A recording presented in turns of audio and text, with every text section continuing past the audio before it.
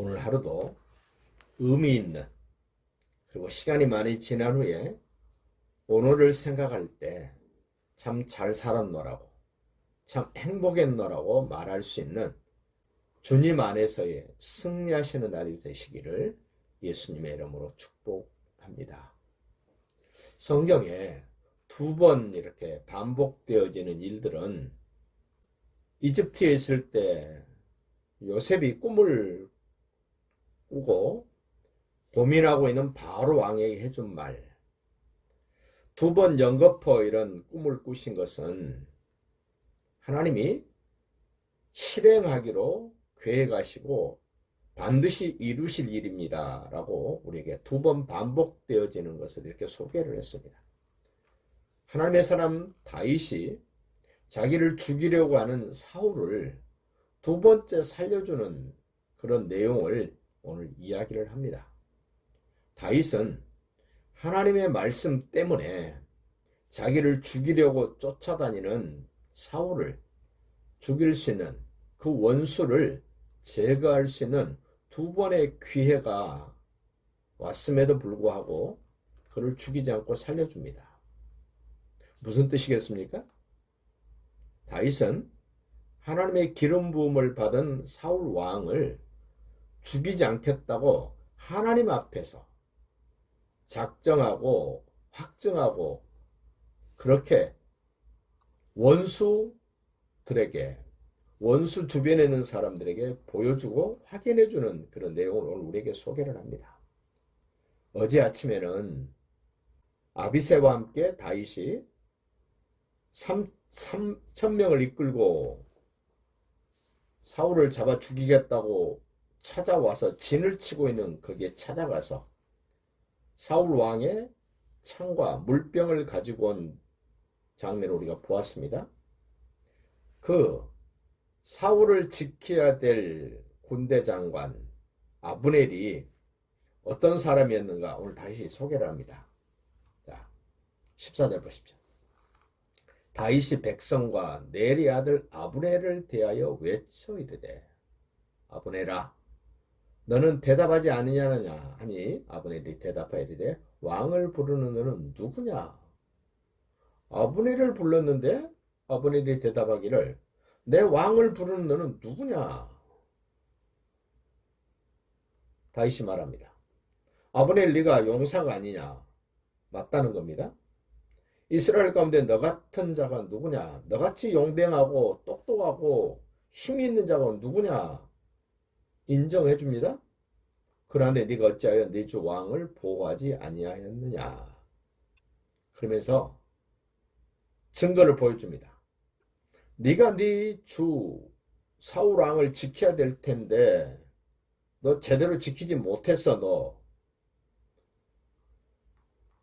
내 사람이 사울의 창과 물병 가지고 왔다. 그 16절 보세요. 네가 행한 이 일이 옳지 못하도다. 여호와께서 살아계심을 두고 맹세하노니 여호와의 기름 부음 받은 너희 주를 보호하지 아니하였으니 너희는 마땅히 죽을 자이니라. 이제 왕의 창과 왕의 머리 곁에 있던 물병이 어디 있느냐 보라.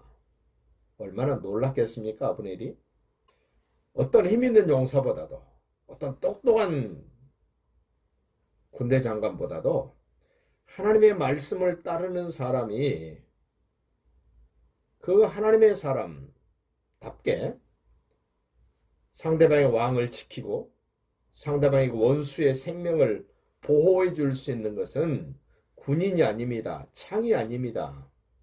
사람 숫자가 아닙니다. 하나님의 말씀이 그들을 지켜줍니다. 하나님이 다윗에게 기름 부음 받은 자 죽이거나 손대지 말라고 하신 말씀이 아니었다면 사울은 이미 죽었을 것이고 아브넬도 이미 죽었을 것입니다마는 하나님의 말씀을 중요하게 여기는 다윗 때문에 사울도 죽지 않고 아브넬도 죽지 않고 살아 있습니다.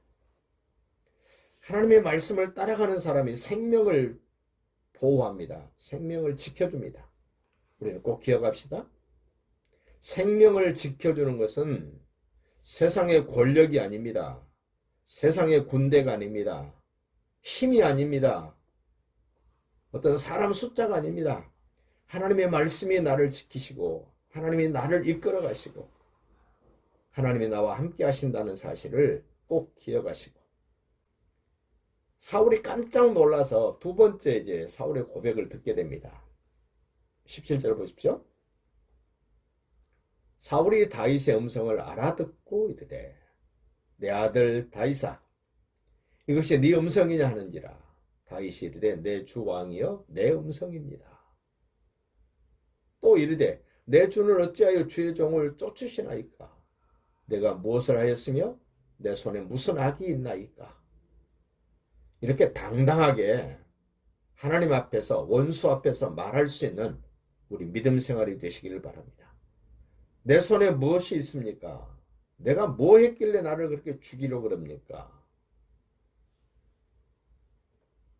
그러자 사울이 또 진실된 것 같이 고백을 합니다.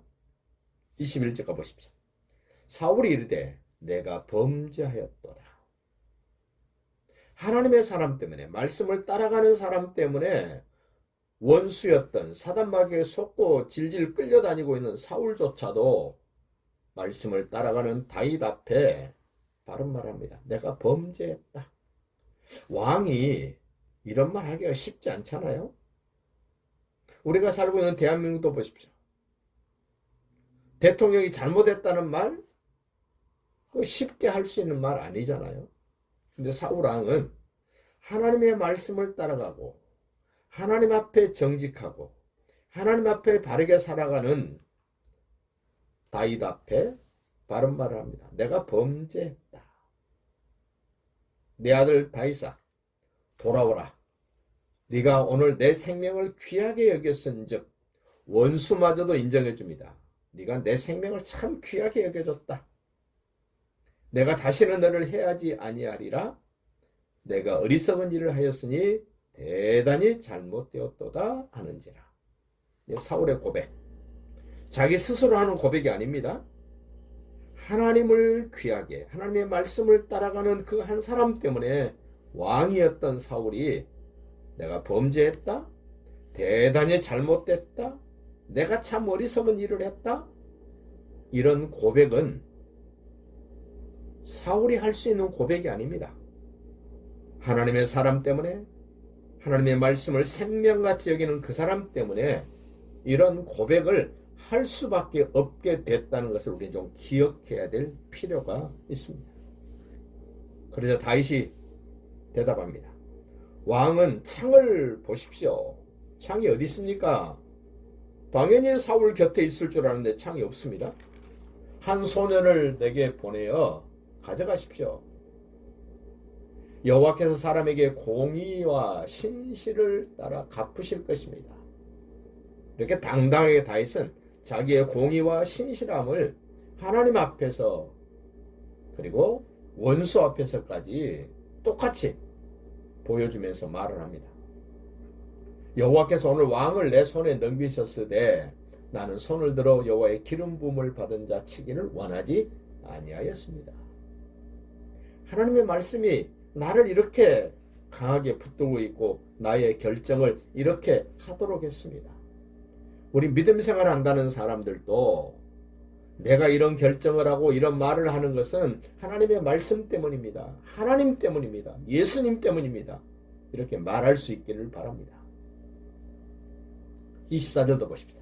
오늘 왕의 생명을 내가 중히 여긴 것 같이 내 생명을 여호와께서 중히 여기셔서 모든 환난에서 나를 구하여 내시기를 바라나이다. 아멘. 내가 당신의 생명을 귀하게 여긴 것 같이 내 생명을 여호와께서 중히 여겨 모든 환난에서 나를 구하여 내시기를 바랍니다. 우리 모두에게도 여호와는 지금도 이렇게 살아계십니다. 다윗의 말을 들으시고 그렇게 이끌어 주신 것처럼 우리의 고백을 들으시고 여호와께서 그렇게 이끌으실 줄로 믿습니다. 그러면서 원수마저도 어떻게 말해주나 보십시오. 마지막 25절. 사울이 다윗에게 이르되 내 아들 다윗아 네게 복이 있을지로다. 원수마저도 이런 사람을 축복해 줍니다. 네가 큰 일을 행하겠고 반드시 승리를 얻으리라 하니라. 원수마저도, 사단마귀마저도 하나님의 사람에게 축복할 수밖에 없는 이 하나님의 사람 다윗. 우리 믿음의 식구들의 모습이 이런 모습이 되시기를 다시 한번 예수님의 이름으로 축복합니다. 다윗은 자기 길로 가고 사울은 자기 곳으로 돌아가니라. 그러나 아직도 다윗은 돌아가지 못합니다. 계속 도망다닙니다. 비록 내가 힘들고 어려울지라도 하나님께서 반드시 그렇게 이루실 줄로 확신하면서 오늘도 승리하시기를 예수님의 이름으로 축복합니다.